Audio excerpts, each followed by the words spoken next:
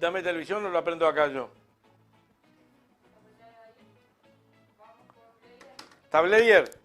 Dámelo. Bien, continuamos. Para que no tengo audio. Continuamos con Gerardo Bleyer.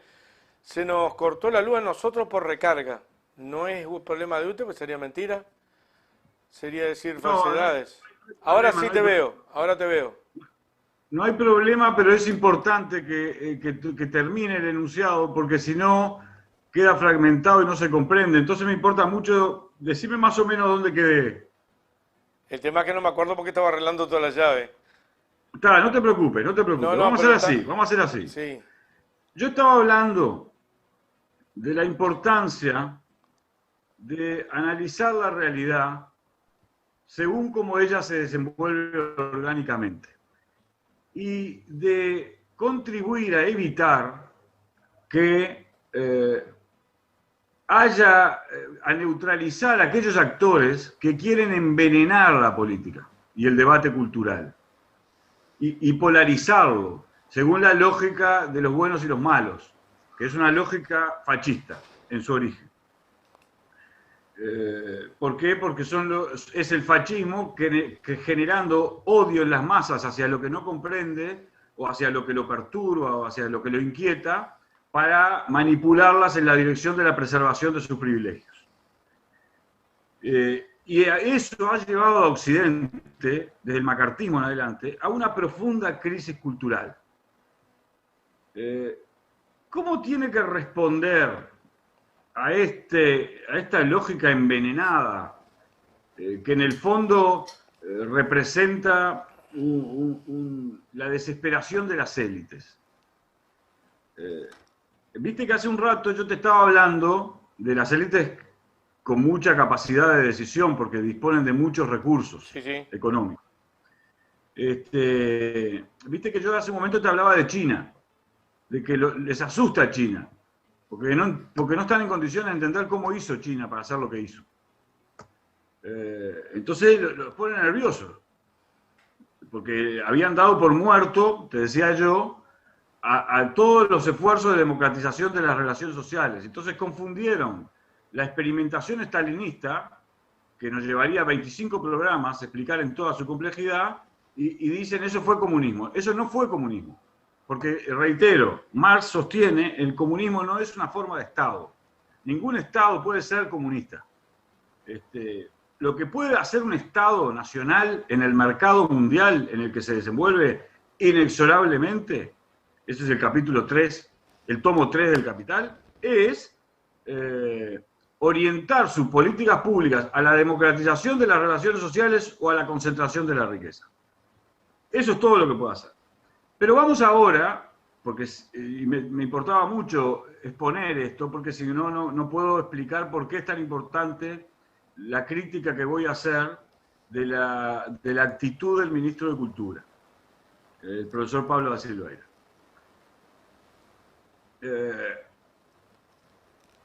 ¿Qué hace el profesor Pablo da Silveira? Toma un Rodó, porque como todo autor, Rodó, que fue uno de los principales intelectuales de la historia intelectual del Uruguay, va desenvolviendo su obra, aportando ideas, generando, en su caso además, un programa ideal de desarrollo de la cultura latina, de la latinidad, que él contrapone al anglosajón, etc. Y desenvuelve todo un conjunto de ideas simbólicas para decir, confiemos en nuestras capacidades como América Latina, en nuestras capacidades, en nuestra potencia, contradiciéndola con las lógicas más utilitarias del mundo norteamericano, etc. Y ahí hay componentes importantes de la obra de Rodó, en ese sentido. Luego, Galeano, mucho tiempo después, escribe un libro que él mismo sostiene que tiene vulnerabilidades, que se llamó Las venas abiertas de América Latina. Entonces, el ministro contrapone a Rodó, al que exalta, contra Galeano, al que deplora, y responsabiliza a Rodó a Galeano de no sé qué cosas.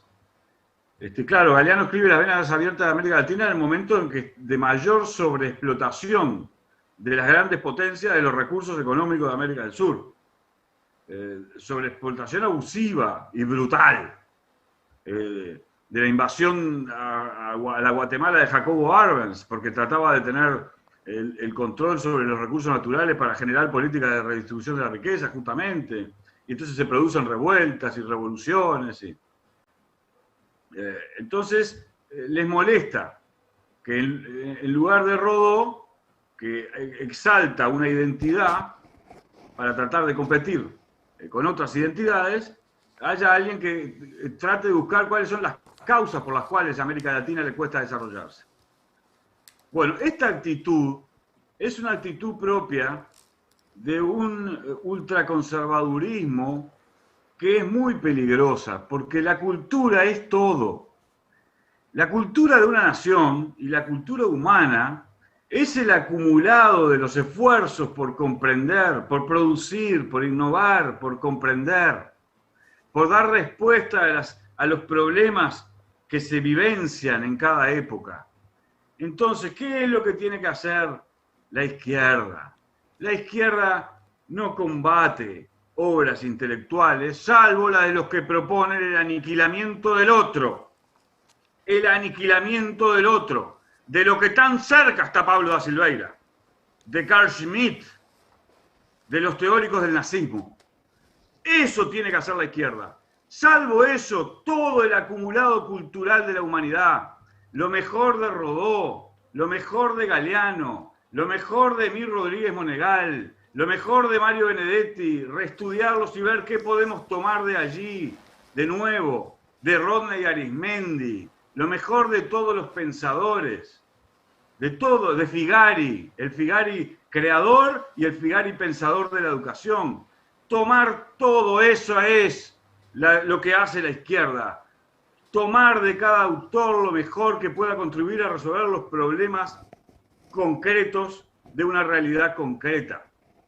Y no contrapone, salvo aquellos que elaboran teorías para quedarse actuando en la posición feudal del amo, que eternamente pretende estar en la posición del amo.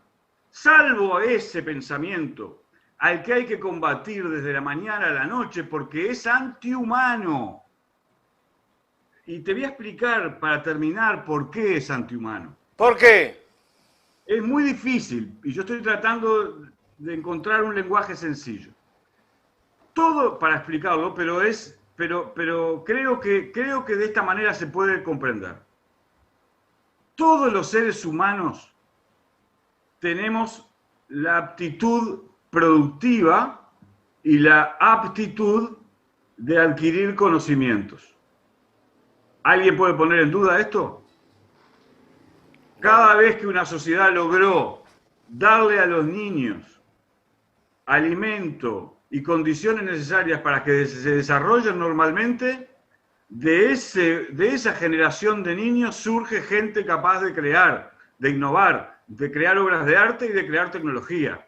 Cada vez que ha ocurrido en los países nórdicos, en China ahora, en Estados Unidos, en el pleno proceso de expansión de su propia revolución científico-técnica e industrial, por las vastedades de su territorio, por el emprendedurismo de aquellos inmigrantes que necesitaban, que a través del trabajo trataban de encontrar un lugar en el mundo, porque habían sido expulsados de la vieja Europa en crisis. Entonces, ¿qué quiere decir eso? Que somos... Voy a usar una palabra difícil, pero no es difícil de entender. Somos ontológicamente iguales, en cuanto que todo, es decir, los caracteriza como seres humanos esa aptitud productiva. No hay ninguna otra especie viva sobre la Tierra, en el universo por ahora, según sabemos, y quizá descubramos que no, pero por ahora es lo que sabemos, que tenga esa aptitud productiva. Y la tienen todos los individuos por igual. Y si se le generan las condiciones para que la desenvuelva libremente, entonces eso es una explosión de creatividad que produce abundancia, que es capaz de encontrar el modo de producir abundancia para acabar con las guerras, con las muertes innecesarias, por hambre, con las migraciones. Producimos y todos los seres humanos tenemos esa capacidad. Si tenemos toda esa capacidad y tenemos todos los seres humanos y es tan fácil comprender o entender, porque la verdad es la manera que vos lo expresás, bastante didáctica, hasta yo la entiendo. ¿Por qué no se aplica en el mundo? Bueno, no es que no se aplique, no es que no se aplica, se aplica porque en los últimos 200 años hemos generado vacunas, hemos generado países que tienen educación pública y salud pública gratuitas, y etcétera, etcétera, etcétera. Y hemos marcos jurídicos donde se puede desenvolver la competencia, cada individuo puede desenvolver sus competencias. Hemos evolucionado. Pero sin embargo esa evolución ha sido muy marcada porque no todo el mundo llega desde el punto de vista a saber un montón de cosas para incorporarse en ese desarrollo intelectual. Pese a tener todos iguales aptitudes, unos tienen mayores posibilidades que otros de desenvolverse en la vida a costa a veces de explotar el trabajo de otros. Efectivamente, así ocurre, o unas naciones explotar las riquezas de otras naciones, ¿no? De otras comunidades humanas que habitan en tal terruño y tienen determinadas características. Pero eso, ¿por qué ha ocurrido? Eso ha ocurrido porque, y por eso lo señalé en el fragmento anterior al sobreexceso de electricidad que tuvimos, porque la civilización humana todavía tenía la necesidad de competir unas comunidades contra otras para asegurar su reproducción. Y también somos seres biológicos y está en nosotros la necesidad de reproducirnos, de pugnar por vivir. Entonces se dieron esas formas competitivas entre comunidades humanas, que nos parecen naturales, pero que no son naturales. Ese es el mensaje principal que quería exponer. Son el resultado de la forma en que se dio el proceso de la civilización. Entonces, en cuanto comprendemos esto, ¿qué sentido tiene demonizar a un autor, la obra literaria o intelectual de un autor, y poner en un pedestal a otro? Y tomar fragmentos, además, de la obra de otro, que también tiene otros componentes que podrían enfatizarse en una dirección diferente. Eso es de seres vulgares. Vulgares, que no contribuyen a la elevación de la cultura de toda la sociedad. Pero que esa es, ahí es cuando se produce un fenómeno. ¿Me decías? Que es el ministro de Cultura. Pero está envenenado, porque es un tipo que ha leído, que ha tratado de realizar algunos aportes. Hay algunos libritos de él que son valiosos. Está atento, estuvo en algunos momentos atento a algunos desbordes, muy diferente a la actitud que está teniendo ahora. Él en un momento hizo una relectura inteligente, aunque yo no la comparto. ¿Cuál es el fenómeno que pasa ahora, después de esta presentación, por el cual hay varios actores políticos, yo personalmente conozco, que no eran tal ultrones? ¿Por qué están ahora así? ¿Cuál es el fenómeno que los lleva? Te propongo lo siguiente. Te propongo el nombre de la próxima columna. Bien, 15 días.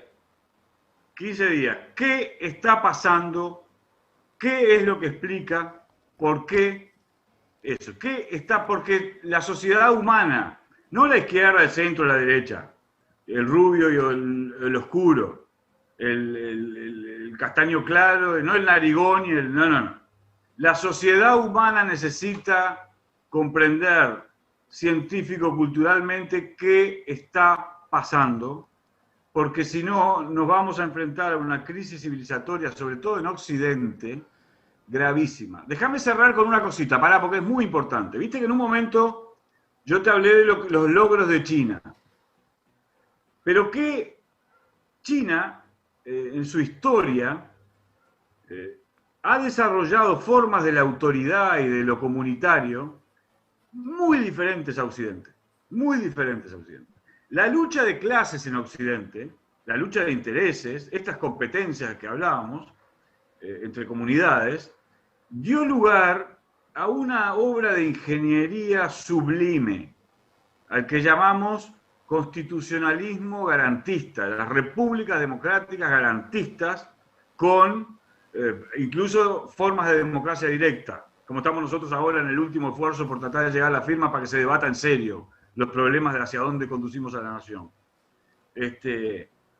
Entonces, lo que China ha hecho tiene importancia para el mundo porque China va a ser cada vez más importante en su rol en el mundo.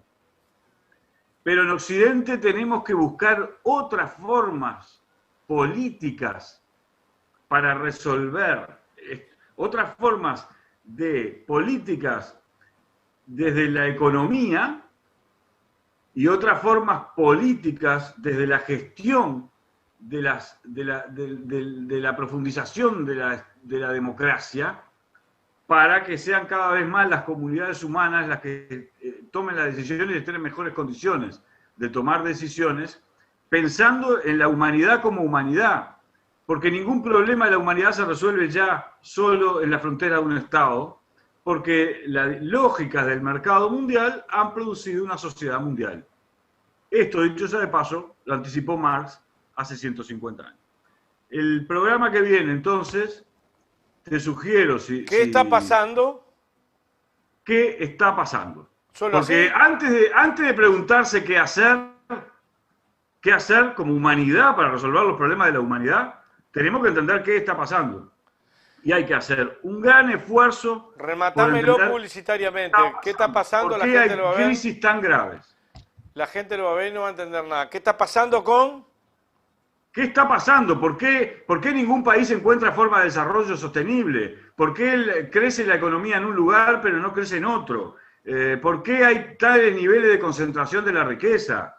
¿Por qué no hay políticas que puedan evitar ese monumental nivel de concentración de la riqueza que obviamente hace que las clases medias, la mayoría abrumadora de Occidente, desciendan sus capacidades en lugar de ascender, como ha pasado en algunos lugares? ¿Qué está pasando en la relación de la humanidad con la naturaleza? ¿No estaremos llegando al límite de la sobreexplotación de la naturaleza por esas lógicas competitivas? Y entonces hay que pensar qué hacemos con eso. ¿Qué está pasando? Es una pregunta que hay que hacerse desde muchos ángulos, y nosotros lo que vamos a hacer obviamente en la columna es presentar simplemente cuáles son los aspectos principales sobre lo que todos tenemos que tratar de entender qué está pasando. Gracias, Gerardo. Nos vemos 15 días. Al contrario, una vez más te digo, gracias a vos por tu generosidad. 15 días nos vemos. Nos vemos. Ya me cortaste ya. Te mete el dedo en el ventilador. Sí. Nos vemos dentro de 15 días. ¿Cuánto? Nos vemos dentro de 15 días. Estos temas dan para mucho, a veces son áridos y son densos, pero hay que ponerle pienso, porque si no uno anda ahí como un títere, como un zombie manejado por otros, ¿viste? Pero además se lamenta. Después se pregunta, ¿por qué no puedo ser feliz? Si me levanto tempranito y trabajo, ¿por qué no puedo generar las condiciones? En tanto y en cuanto estamos respondiendo permanentemente lo que me dice el otro, pero sin analizar el contexto general, siempre voy a estar sin saber y sin tomar la salida, por lo menos lo más correcta posible, porque soy un contestatario. Sin tratar de mirar lejos, además. Sin tratar de mirar lejos. Y con el otro, con los otros, integrando a todos y valorando los aportes que todos puedan hacer y sometiendo a crítica y debatiendo y reflexionando, pero no demonizando al otro, no envenenando a las sociedades. En eso estamos. Eso la lleva a su autodestrucción. Y si no lo comprendieron con lo del Capitolio en Estados Unidos, entonces merecen severos adjetivos para calificar sus actitudes. Te mando un abrazo y nos vemos. En eso estamos. Mañana no te pierdas al Pepe Vallardi y a Enrique Ortega Salinas, aquí en Andares. Mandale un abrazo a los dos. Chau. Nos vemos, nos estamos mañana, no puedo, pero los veo después. Tanda pequeña y volvemos, Florencia, estamos en Andares.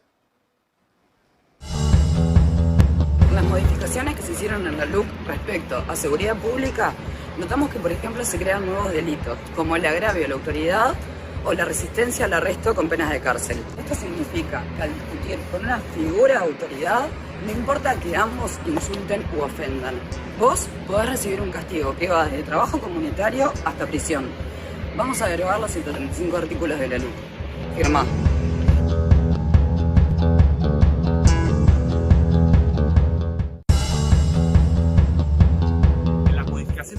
Con la LUC respecto a medidas laborales, notamos que, por ejemplo, la libertad de trabajo y la libre circulación son obstáculos para que los trabajadores no podamos manifestarnos, ni en la vía pública ni en nuestros lugares de trabajo. Vamos a derogar 135 artículos de la LUC. Firma.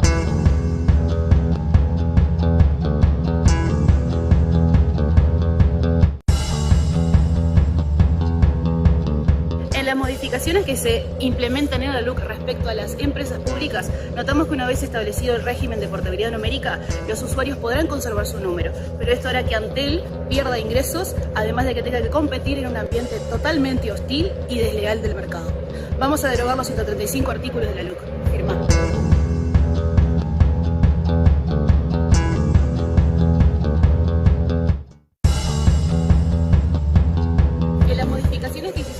La LUC respecto a la ley de inclusión financiera, se derogaron cientos de artículos que habilitan a que los empleadores y jefes no tengan que estar declarando los salarios de trabajadores por los medios correspondientes. También se habilita a que se puedan hacer compras de miles de dólares en efectivo, lo que facilita la falta de transparencia y también el lavado de dinero. Vamos a derogar los 135 artículos de la LUC. Firma.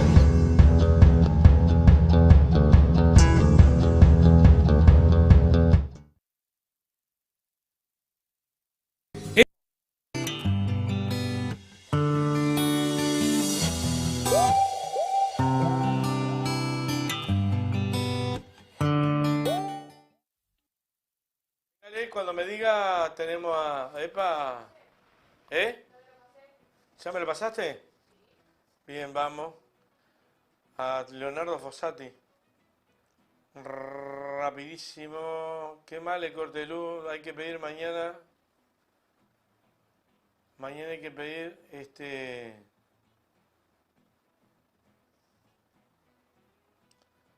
a ver a los televidentes que andan por allí en la vuelta, que andan enganchados. Fossati. Hay que pedir mañana. Mañana tengo que cambiar la llave general porque se prende todo. 3 aires acondicionados. Las baterías que las ponemos a cargar para trabajar en el otro trabajo. Entonces se amontonó todo eso. Y a veces alguna calderita eléctrica, jarra eléctrica, la quedamos. Fútbol Club. Pero bueno, vamos aprendiendo sobre la marcha. ¿Vamos arriba? ¿Ya lo tenemos? Bueno, hay ya se restableció. Vamos arriba. Yorka se cortó, ¿no? Se cortó, ya se arregló, espero que estén mirando. No, WhatsApp son. Estoy mirando WhatsApp. Dame con Leonardo Fossati. Leonardo, buenas tardes, buenas tardes, buenas tardes, buenas tardes. Apagamos todas las luces extra acá para escuchar a la estrella. ¿Cómo andan? ¿Andan bien? Bravo después de Blair, Estaba complicadísimo. Igual vos sabés que venía pensando que parece que esto estuviera guionado y todo, porque yo venía en medio que venía con la misma tónica de lo que venía planteando Blair. No iba a hacer un análisis de marxismo, obviamente, ¿no? Pero sí voy a decir algo y voy a complementar lo que dice Blair. Yo no sé cuántas personas hoy en la oposición existen que son capaces de hacer un cuestionamiento teórico al marxismo. Y no al marxismo ortodoxo de la doctrina económica del capital, sino tipo al pensamiento filosófico marxista y sus posteriores desarrollos con la teoría gramsciana y un montón más hacia adelante, ¿no? Pero bueno, la demonización ha llevado a que la derecha construya una imagen del marxismo como el comunismo y el comunismo como esa capacidad de que si alguien tiene 2 vacas, viene otro y te lo roba y nos distribuimos las vacas todo de forma equitativa. Así eso incluye a partir una vaca a la mitad. Eso quedó claro en aquel debate maravilloso, en la única vez que Sanguinetti perdió un debate y fue con Tabaré Vázquez, cuando le dijo que el marxismo era una doctrina derrotada por la historia.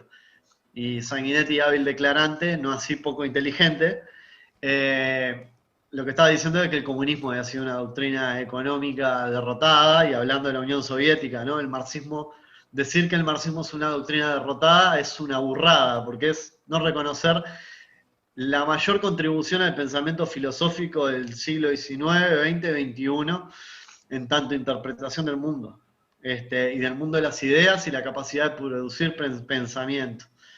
Pero bueno, eso es harina de otro costal, como decía el dicho. Bueno, espero que anden bien.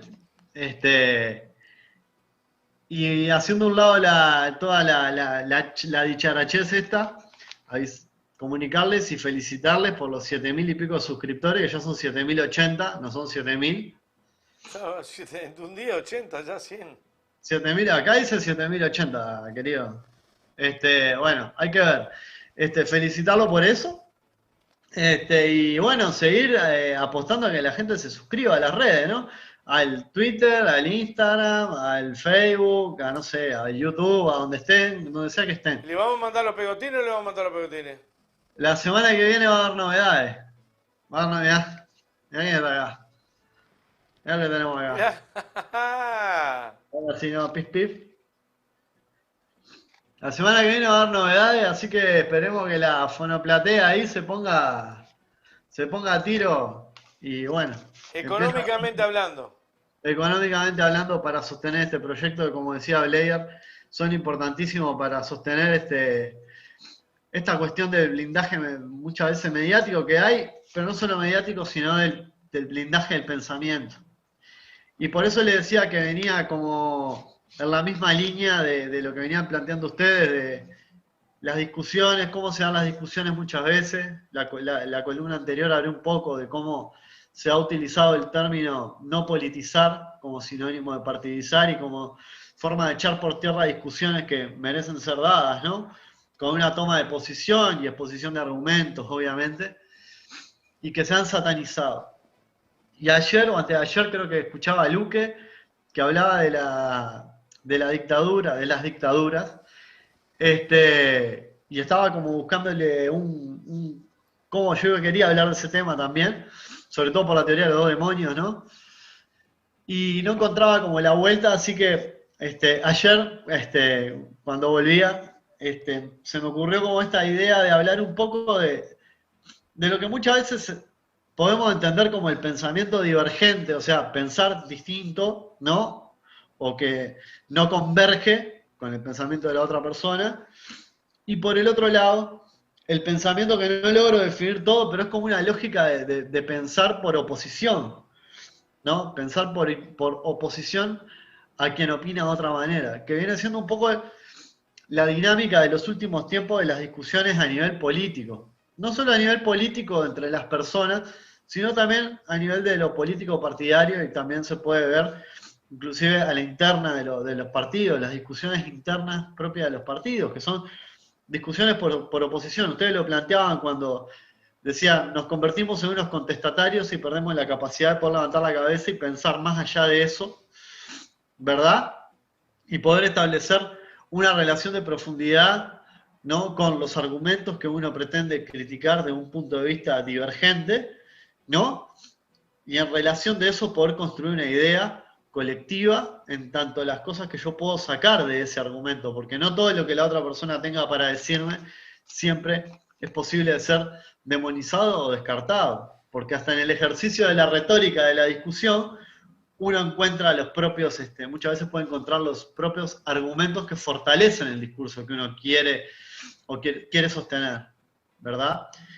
Y creo que... Perdona, un sí. aporte pequeño. En el marco de esas discusiones que se realiza, o es la dialéctica que hace que vayan apareciendo nuevas aristas a algo que te era cuadrado, pero en el marco de esa discusión aparecen 6, 7 puntos más.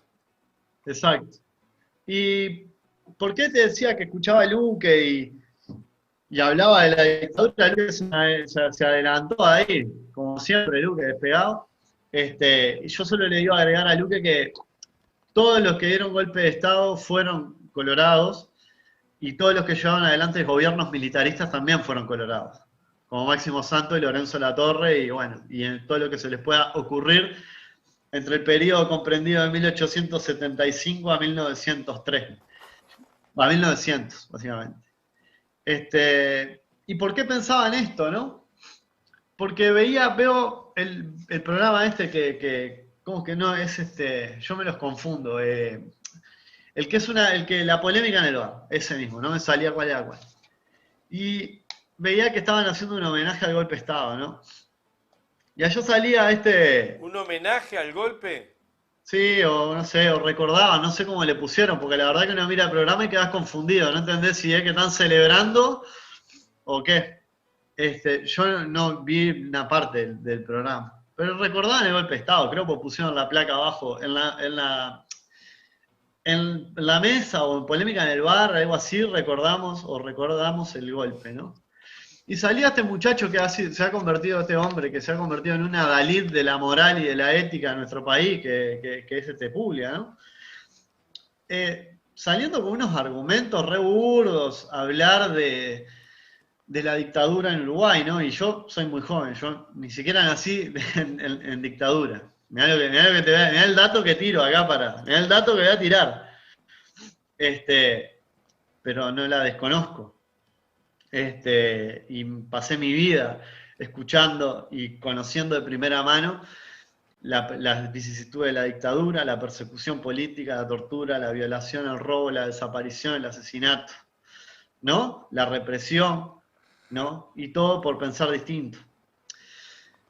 Pero del otro lado, cuando miraba este programa, yo pensaba, digo, qué capacidad que tenemos muchas veces algunas personas de reducir todo un pensamiento complejo a una oposición de pares, ¿no? Es el tipo, la dictadura fue producto de que los tupas andaban a los tiros en plena democracia, ¿no? Como si la oposición a mí me diera, o sea, oponer ese pensamiento a mí me diera la validez para exponer un argumento, ¿no? Un argumento que yo entiendo que es válido. Y que en realidad no es válido, en realidad es un argumento muy liviano exponer ese tipo de cosas. Es como cuando dicen, también Puglia decía, con el ministro no pasó nada, porque ¿qué pasó con María Julia Muñoz cuando salió y atropelló a un tipo y fueron y limpiaron todo, ¿no? Y a esto me refiero muchas veces con la imposibilidad de construir pensamiento divergente que tenemos, ¿no? O contrapuesto, y la facilidad que tenemos para generar pensamiento por oposición, es decir, responder automáticamente a una crítica con una crítica igual, o que invalide lo que yo digo, ¿no? Los Lacalle en los 90 se robaron todo, pero Sendik se robó todo en CAP.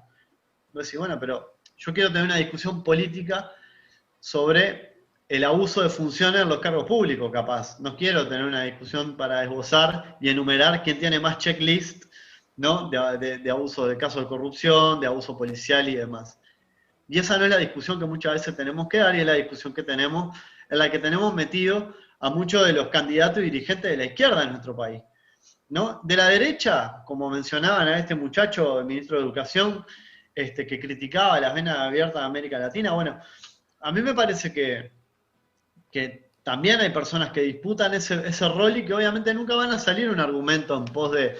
Nunca van a dar un argumento en pos de construir un pensamiento, porque obviamente no lo buscan. Lo que buscan es dinamitar y construir y demonizar y mostrar una imagen de algo negativo, ¿no? O sea, cómo alguien puede criticar a Galeano, ¿no? Y hablar de José Enrique Rodó y no puede reconocer otras figuras que han sido de un pensamiento totalmente avanzada y progresista dentro de la intelectualidad uruguaya, como se le conoce, como Arturo Ardao, por ejemplo, que fue, por ejemplo, decano de la Facultad de Humanidades, o Quijano, ¿no? Y otros tantos, que Blair nombró un montón. Pero hay una intención ahí, y la intención es generar pensamiento por oposición, para invalidar el discurso. ¿Por qué? porque un poco a lo que invitaba a Bleier, que era como la forma a veces de mirar y levantar la cabeza y pensar un poco más allá, implica muchas veces hacer un ejercicio que del otro lado no se está dispuesto a escuchar. Y ese ejercicio es ir hacia atrás y pensar y atar los cabos, ¿no? ¿Por qué? Porque es la manera de construir una argumentación sólida. Es la manera de mostrar un punto, es la manera de mostrar cuál es el argumento y de ir construyendo esa arista que vos mencionabas, ¿no? Entonces, cuando se recordaba la dictadura en este programa y salían todos hablando, y son todos unos mártires, ¿no? De la dictadura, pero todos defienden una teoría que fue esbozada, sostenida por Julio María Sanguinetti y sostenida por muchos actores de la izquierda de nuestro país que ocuparon cargos, ¿no? Que ha sido la teoría de los dos demonios, ¿no? Que es una teoría que se construye por oposición y por reacción a un movimiento o a un impulso, ¿verdad? Es decir, la dictadura fue el producto de, ¿no? El movimiento Tupamaro, por ejemplo, por reducirlo. Y esa ha sido por ejemplo, yo que hice el liceo en finales de los 90, principios de los 2000, y que uno va conociendo como gente que es cogeneracional, va viendo que hay determinados pensamientos que atraviesan a esa generación y que se reproducen hacia adelante de manera infinita, no infinita, pero sí se van reproduciendo. Y esta es una. La dictadura como ese escenario de la teoría de los dos demonios, ¿no? Donde parece ser que hay un bando que es culpable, ¿verdad? Pero no es del todo culpable porque en realidad actuó, ¿no? En consecuencia de. Y eso no es cierto. Y aparte implica una reducción de un hecho, ¿no? Nefasto en la historia de nuestro país y que no fue la primera, ¿no? Pero que aparte reduce todo un fenómeno dentro de la historia en la cual está inmerso en nuestro país. ¿Verdad? ¿Por qué? Porque argumentar de la manera que argumenta en el programa ese del Canal 10 acerca de qué fue la dictadura, ¿no? Y por qué Bordaberry disuelve las cámaras y por qué le entregan... Leonardo, Sí. pero además, no solo en lo local, desvirtúa el análisis geopolítico y latinoamericano del Plan Cóndor, de los vuelos de la muerte en Chile, el golpe de Estado. Es decir, hablar del MLN o de un sector, de una parte muy pequeña de la población, con razón o sin razón, desvirtúa el análisis objetivo. Perdón. Yo no diría el análisis objetivo, diría el análisis más complejo del hecho, ¿verdad? Que es decir, entender en dónde estamos inmersos. Y a eso iba. Ese análisis que posiciona y responsabiliza, como vos decís, a un sector, ¿no? Quita del escenario, por ejemplo, el Plan Cóndor, ¿no? Y con el Plan Cóndor, obviamente, el avance imperial de Estados Unidos sobre el continente americano, ¿no? Que no es algo de la década del 40 ni el 50, es algo que tiene sus inicios ya con la independencia de Estados Unidos, ¿verdad? Y las dictaduras en nuestro país, como decía Luque, que han sido muchos productos, ¿no? De las oligarquías más conservadoras, coloradas y blancas, ¿no? La única no ha sido la que sucedió en 1973, sino que hubieron otras, y que respondieron a intereses muchas veces similares. Por ejemplo, la primera dictadura, la dictadura de Terra, de Gabriel Terra, del 1933, por ejemplo, que el otro día hablaba Luque, Terra pertenecía a un sector del Partido Colorado, conservador, que estaba opuesto al vallismo. De hecho, parte de ese golpe de Estado es por oposición, ¿no? A varios de los avances que se han logrado con las políticas vallistas. Que el viejo Valle no inventó la rueda, viajó a Europa, conoció otro modelo económico, vino y los implementó en Uruguay, con la impronta uruguaya. Quitemos el gorro de la excepcionalidad del Uruguay, el Uruguay no es excepcional. O sea, no somos una joya en el paraíso. O sea, vino y trajo un modelo, el modelo era este. Determinados sectores más conservadores dentro del Partido Colorado se oponían a eso, ¿no? Y esa oposición generó que en 1933 hubiera un golpe de Estado, ¿no? Y que ese golpe de Estado, que fue un golpe de Estado que se dio desde el cuartel de bomberos, estuviera apoyado por los sectores oligárquicos y más conservadores del Partido Nacional, el herrerismo, Luis Alberto Herrera. Y sin ir más lejos, si miramos los actores que están involucrados en esos golpes de Estado, vamos a encontrar muchos nombres y muchos parentescos que hoy en día gobiernan nuevamente, ¿no? Y que están presentes nuevamente, ¿verdad? Pero más allá de eso, ese golpe de Estado tuvo un fin, ¿no? Tuvo un fin. Ese fin fue comenzar el proceso de deterioro del modelo ballista, que comienza en ese momento, por ejemplo, ya con la crisis del 29, ¿no? Y a su vez empezar a implementar un modelo de política económica y de política internacional más alineado a los Estados Unidos. Fue Roosevelt, creo que el que vino acá. Que andaba paseando acá, que hay una foto muy famosa, creo que ahí por la Facultad de Arquitectura.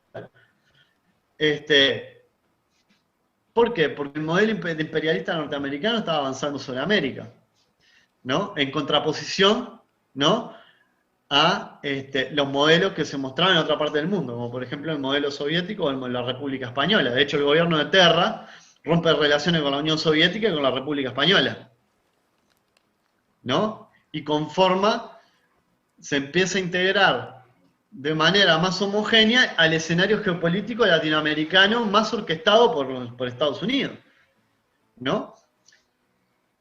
Y dentro de este alineamiento a las políticas económicas más próximas a Estados Unidos, vamos a ver cosas que podemos pensar hoy en día. Por ejemplo, dentro de la dictadura de Terra, ¿no?, se aprobó una ley, que era la ley que impedía los monopolios a los entes públicos, la famosa ley Baltar, ¿no?, que tuvo su principal impacto sobre el monopolio de los combustibles de ANCAP, ¿no? Todos temas que parece que estuviéramos hablando hoy en día, pero que son temas que pasaron hace cosas que casi 100 años que pasaron. Y que son los mismos modelos políticos que avanzan hacia adelante, ¿no? Con sus transformaciones y sus cambios, ¿no? Obviamente, con sus respuestas y sus reconfiguraciones, ¿no? Esa ley Baltar nace en respuesta de quitarle monopolio a un ente estatal que se había consolidado, ¿no?, como uno de los principales bastiones del gobierno, ¿no?, del Estado Nacional Uruguayo, que fue defendido a ultranza por Valle, ¿no?, al cual el herrerismo y los sectores conservadores del Partido Colorado se opusieron. Se opusieron hasta que no pudieron oponerse más, y en 1931 se crea ANCAP. Pero el gobierno de Terra también de alguna manera permitió, la dictadura de Terra también de alguna manera permitió meter una cuña para coercionar el accionar, limitar el accionar, mejor dicho, de los entes públicos, perjudicando a ANCAP, claramente, y beneficiando a las transnacionales del petróleo. La Exxon, la Texas Oil, la Shell, la British Oil Company, ¿no?, que salieron beneficiadas. Y hoy en día pensamos estas cosas, ¿no?, cuando nos discutimos qué está pasando con ANCAP hoy en día, o qué está pasando con Antel, y automáticamente la respuesta que muchas veces encontramos en otro lado, o que vemos del otro lado, es tipo, bueno, pues se robaron todo, se robaron todo. No, pero en tanto que no podamos levantar un poco la cabeza y ver un poco más allá de lo que está sucediendo, y de cuáles han sido los contextos que nos han conducido a donde hoy estamos, ¿no?, no vamos a poder salir un poco de este universo de repetir cada X cantidad de tiempo, ¿no?, errores similares, ¿no? Yo creo que nos gobierne el herrerismo hoy en día es un error, porque yo viví el gobierno de los blancos. Esa sí no me la contó Tainer, esa no me la contó nadie. Yo la viví, era chico, pero la viví. Y también viví el gobierno de Sanguinetti y el de Valle. Y hoy en día considero que es un error. Asimismo, como considero que las políticas que están siendo llevadas adelante son de un corte profundamente liberal en lo económico y conservador en lo político, ¿sí?, orquestado directamente por un accionar político de tribuneo y de gorileo, porque esa es la palabra. Hoy los senadores y las senadoras de nuestro país no pueden no tienen, ya lo decía la otra vez, no tienen sustrato económico para dar discusiones políticas. Lo que tienen es la posibilidad de discutir en relación a la oposición del pensamiento. Si vos me agredís, yo te agredo. El problema es que cuando yo te hago un comentario que tiene una crítica, del otro lado, y generalmente del oficialismo hoy en día, es leído como una crítica. O sea, como una crítica mala, nociva, destructiva, y se responde de forma virulenta. Es que la palabra crítica le han puesto, creo que sea en la izquierda también, en la interna. A la palabra crítica se ha puesto algo como que estás opuesto a lo que vos le estás poniendo pan en la rueda. Yo lo escuché en la interna, también. Pero por supuesto, porque, y acá retomo el tema de la dictadura, cuando se habla de la teoría de los dos demonios, generalmente, y ha sido avalada dentro de sectores de la izquierda, dentro de representantes de la izquierda, en nuestro gobierno de Frente Amplio, a mí me cuesta entender cómo cuando uno critica eso, por ejemplo, yo me acuerdo de una vez le hacía una crítica en una charla que había, que yo planteaba que si el Estado por definición era el ejercicio legítimo de la violencia, ¿no? En un contexto de dictadura, no podemos hablar de una teoría de los dos demonios, porque hay una parte que está haciendo un ejercicio legítimo de la violencia. Y eso no lo inventé yo, eso lo dijo Max Weber hace 200 años.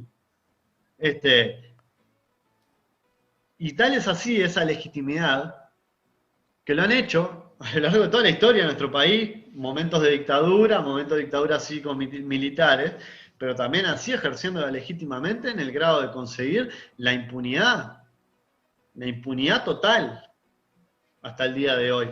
Más allá de la condena social y de algunos casos, ¿no?, que por delitos de lesa humanidad han sido juzgados y demás, en realidad hoy en día seguimos teniendo un conjunto de personas desaparecidas que no sabemos dónde están. Y los actores principales que han estado ahí y que han sido artífices y han ejecutado parte de ese plan orquestado de Estados Unidos, implementado a través de la Escuela de las Américas, ¿verdad? Se están muriendo. Y muchos de esos caminan por las calles. Violaron, mataron, robaron, asesinaron. Están en la calle. Y el gobierno que hoy tenemos hoy en día es cómplice de todo eso. Me acuerdo en un programa que le preguntaban cuando hablando de la dictadura, le preguntaban a la calle, y no tenía discurso para gozar respecto a la dictadura.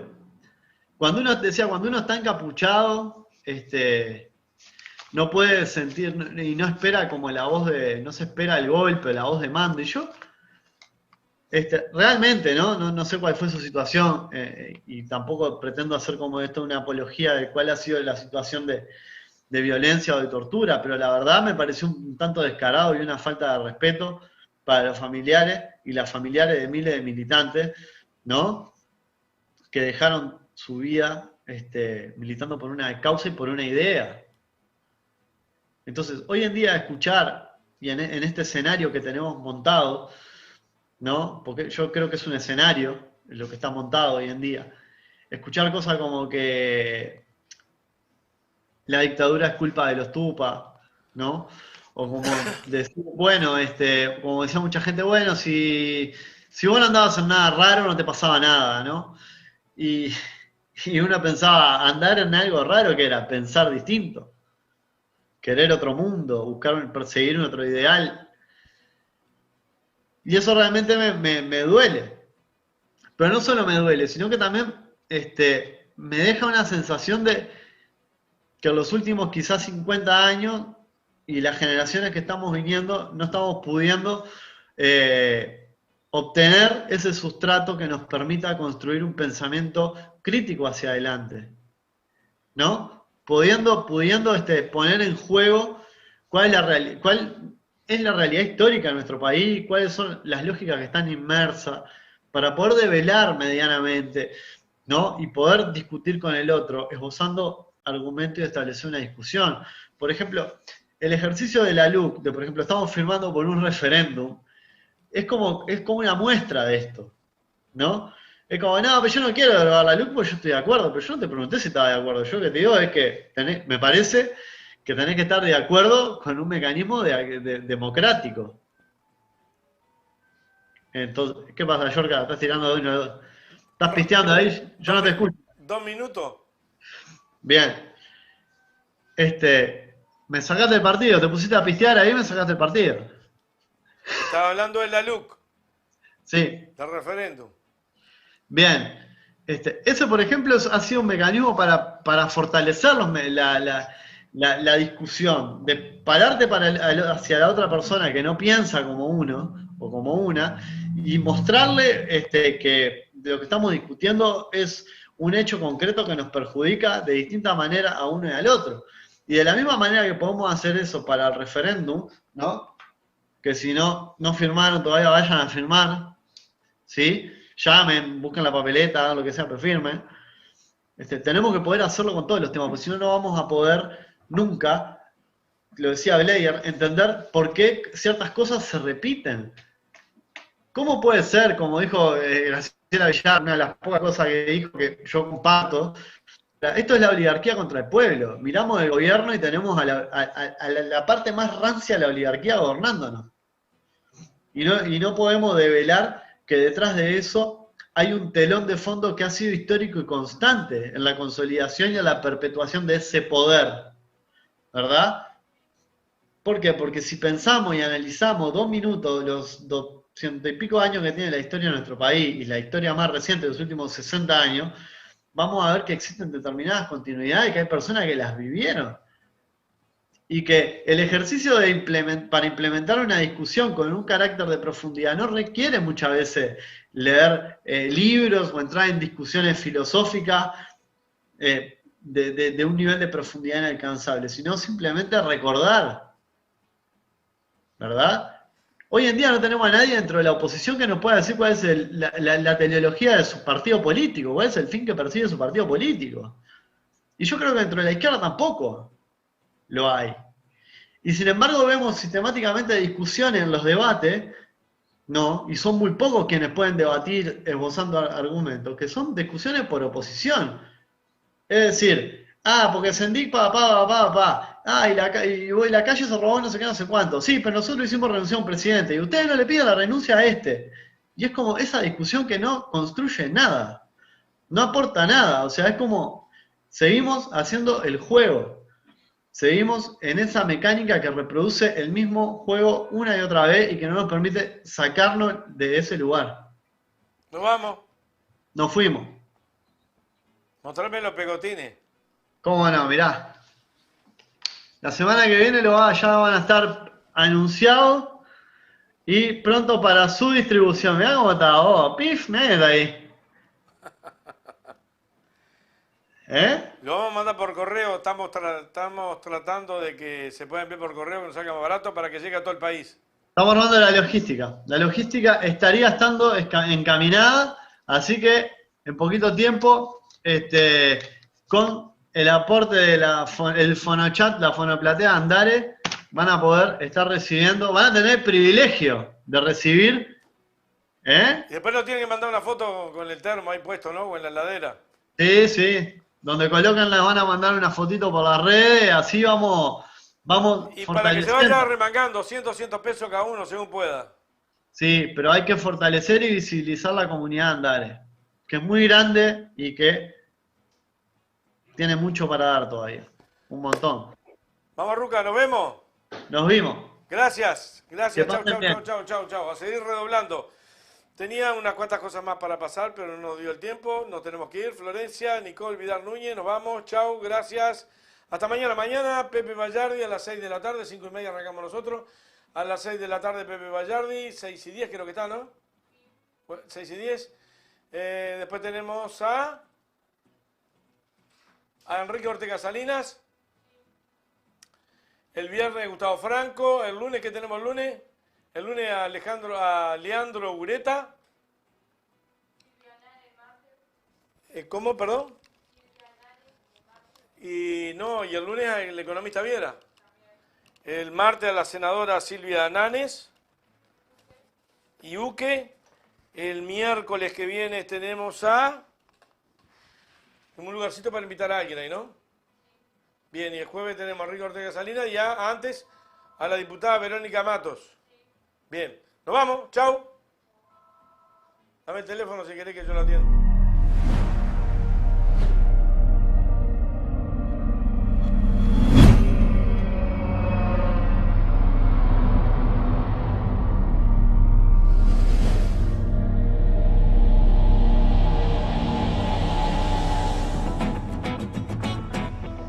No puede decir esto, Manini Río. ¿Dónde salió esto? ¡Se le escapó a Sotelo! ¡Se le escapó! ¡Sotelo! ¡Democrático! ¡Sotelo!